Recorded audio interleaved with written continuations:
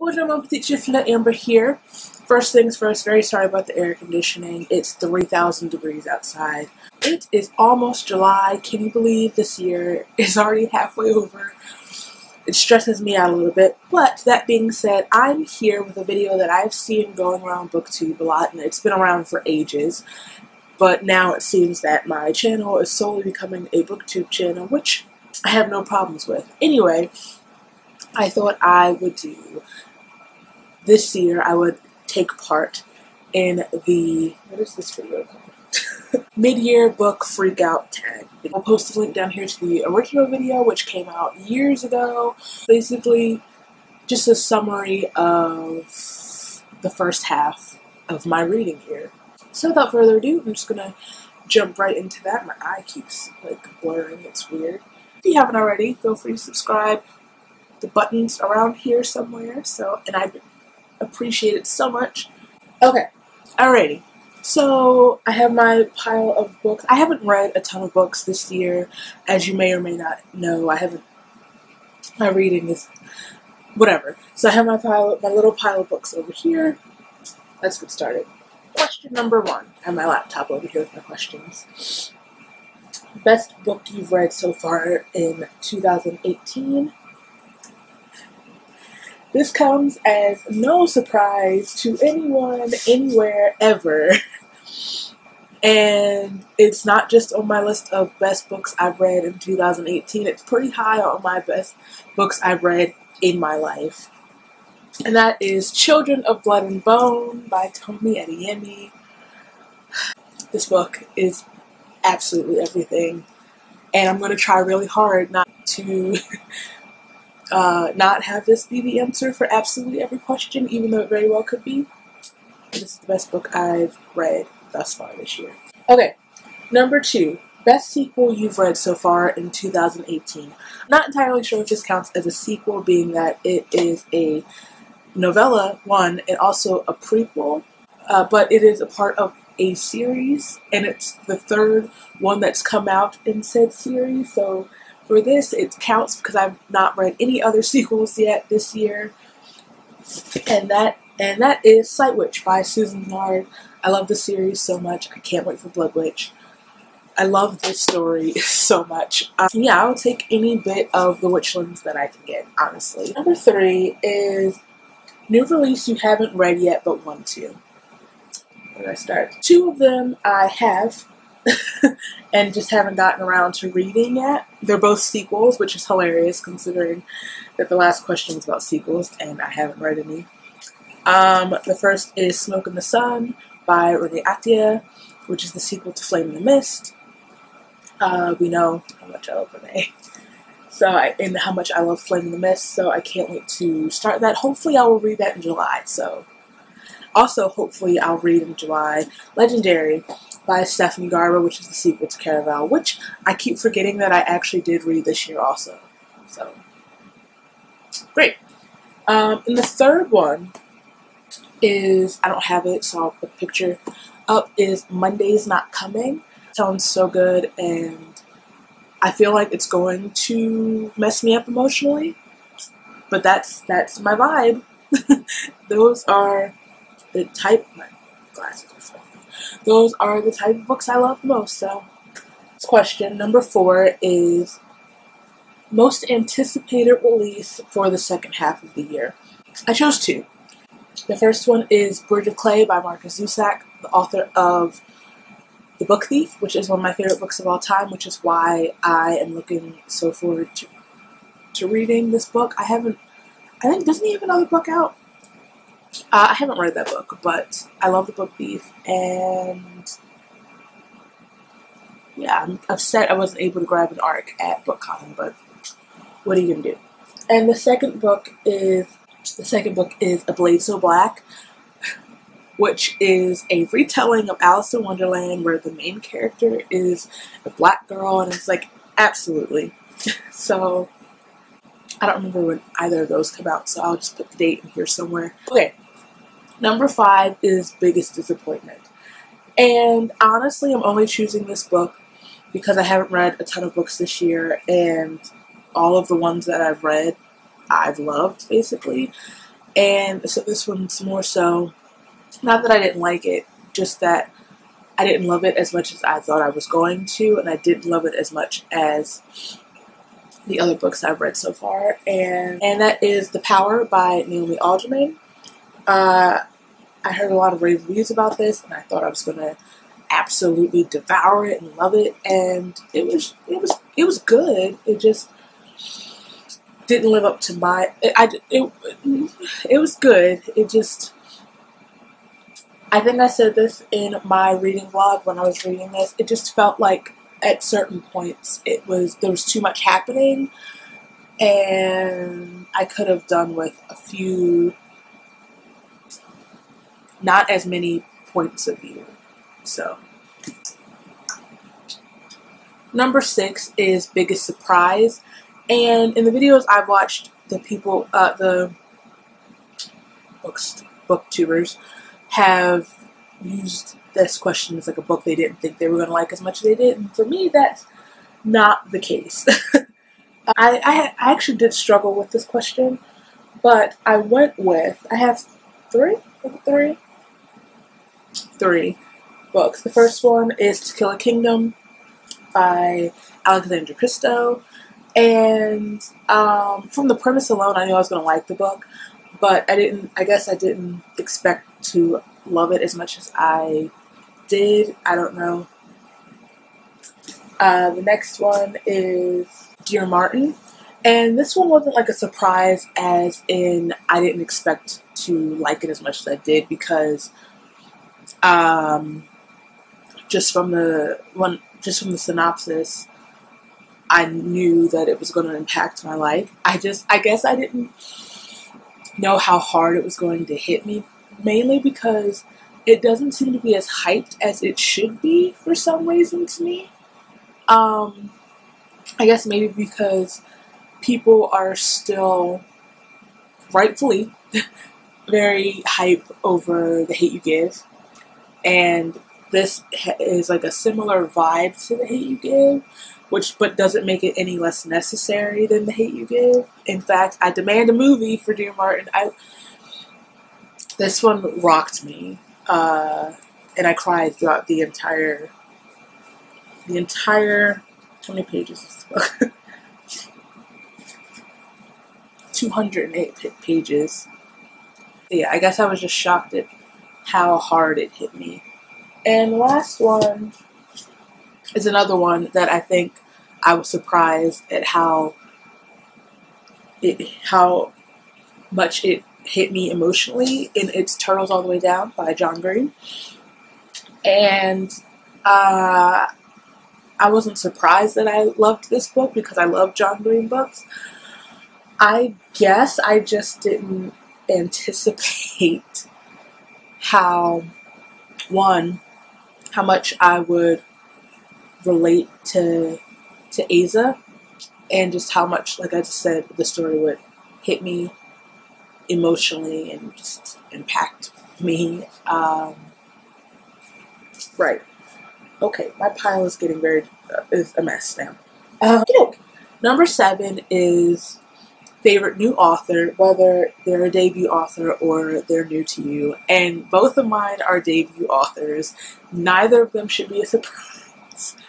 They are Tomi Adeyemi, shocker, and also Samuel Miller, which should be no surprise to anyone because newest fictional crush. This is my favorite question. I have so many fictional crushes that it's a little out of hand.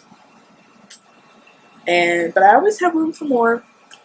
And I guess out of the few books that I've read this year, I have 2 new fictional crushes. I'm going to say 1.5 because one's problematic. The first is Ellian, Prince Ellian from To Kill a Kingdom. I love that pirate prince. I don't know. Maybe it's because this is like a darker retelling of The Little Mermaid, and I have been in love with Prince Eric for the entirety of my life.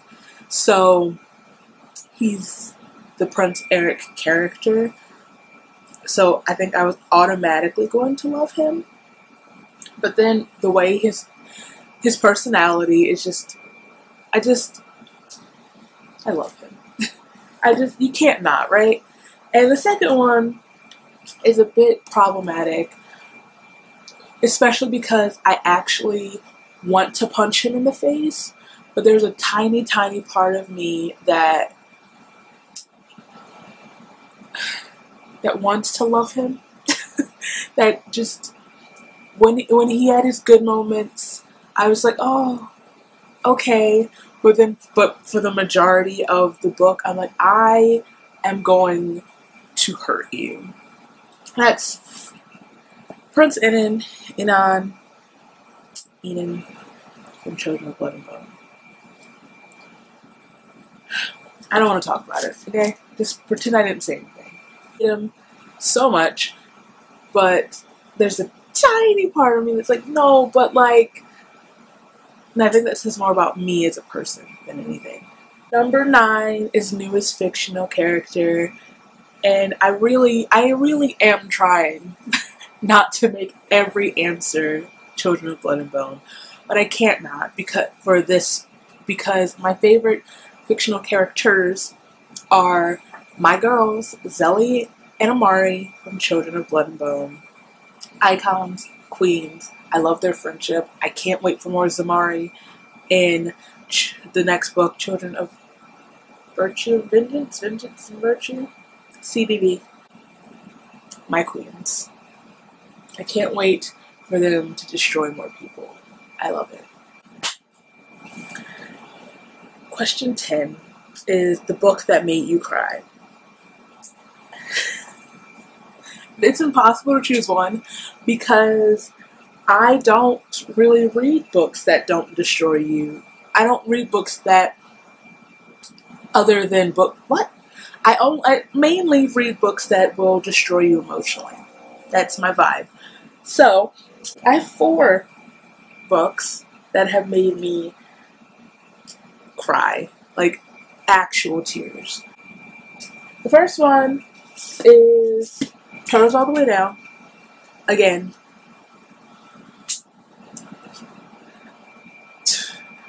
yeah, this was a lot. I think, yeah, okay, I don't have to say anything else. It's just, once again, there's a lot of me in this book, a lot that I related to, and just, it was an emotional roller coaster. The second is A Light Too Bright by Sam Miller, especially at the end. The end, I didn't see that coming, and it just messed me up, and how dare you. Next, Children of Blood and Bone by Tomi Adeyemi. Yet again, I know I mentioned this in my reading vlog, so many tabs in this book were just me commenting too real, because this is a fantasy book, but it's also very much real life. And then I got to the author's note at the end, and I was sobbing like a baby. So thanks, Tomi. And the last one is the most recent read, and it's Dear Martin, and I already told you that I cried for the entirety of this book. It hurt. This book hurt me so much. But read it, and then reread it. Next question is the opposite, and that's a book that made me happy.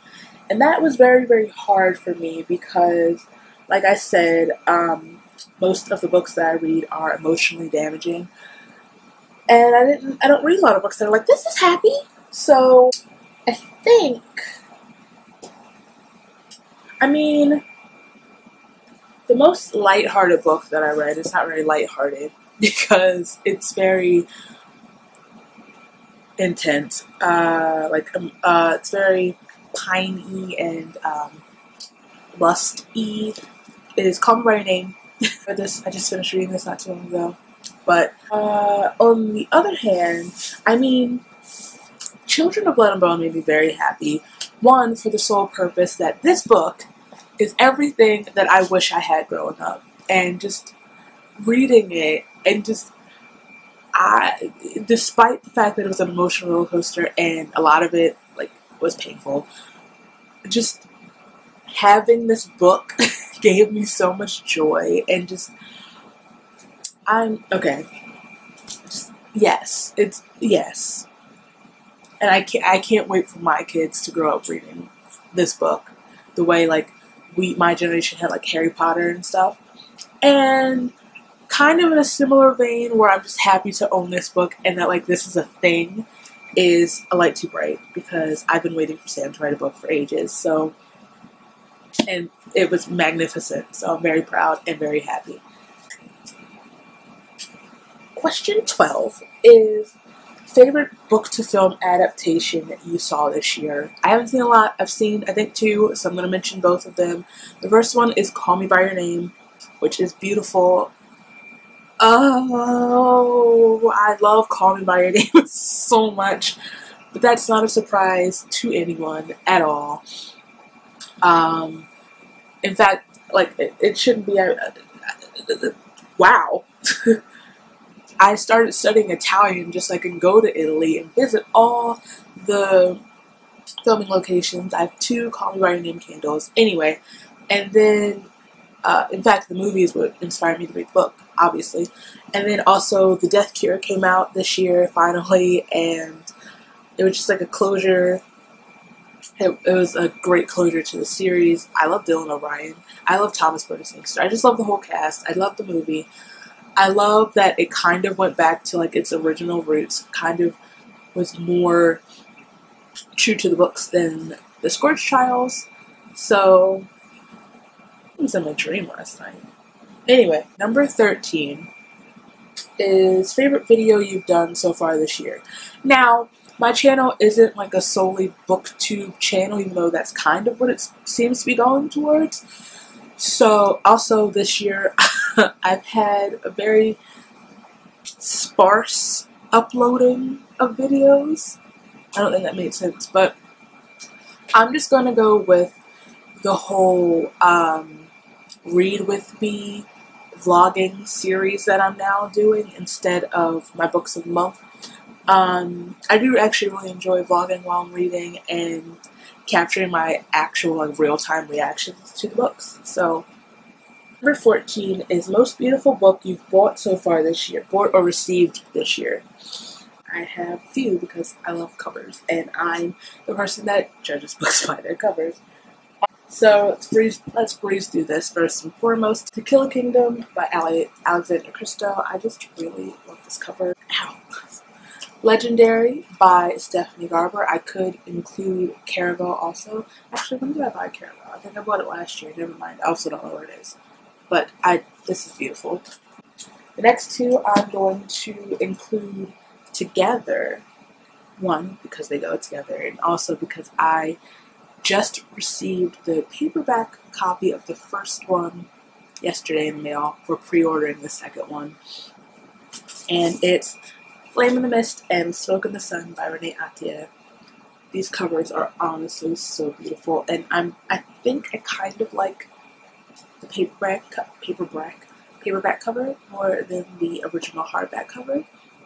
Also, it goes better with this one. It's more cohesive. Next is The Bells by Danielle Clayton. I just think this is absolutely beautiful. The color scheme, just the whole thing is so pretty. And last but not least, no shock to anybody, Children of Blood and Bone by Tomi Adeyemi.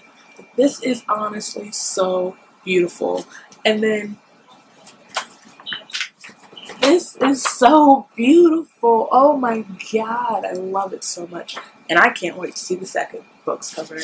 I would like to add an honorable mention to the favorite covers, and it's Call Me By Your Name, solely because I went on the biggest hunt to get the original cover of this book, because after the movie came out, it was like only the movie cover in all the bookstores. So when I went to the little bookstore up in Haverford for Sam's book signing, I had them specially order this copy. So shout out to you, children's book world.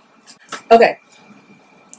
The last question is, what books do you need to read by the end of this year? And where do I start?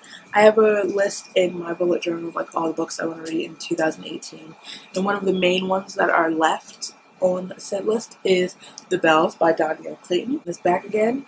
I was supposed to read this month, but I don't think I'm going to get around to it. There are only a few days left in June, so hopefully I will start reading it in July. I'm currently reading Dread Nation by Justina Ireland. Emergency Contact by Mary H.K. Choi. This cover is also really, really pretty. I should have included that in the last question. And Sweet Black Waves by Christina Perez, which is, I picked this up at BookCon 2 days before the book was released. This is a retelling of Tristan and Isolde, which is a story I've always loved, so I can't wait to read it. So that is my mid-year book Freakout tag. Mid-year book Freakout. Let me know what books you have loved so far this year and what books you look forward to reading in the second half of the year. If you like this video, please give it a thumbs up. If you like me, feel free to subscribe. All my places are down here, so you can follow me and I'll follow you back, and we can be buds. And I'll see you very soon. Bye!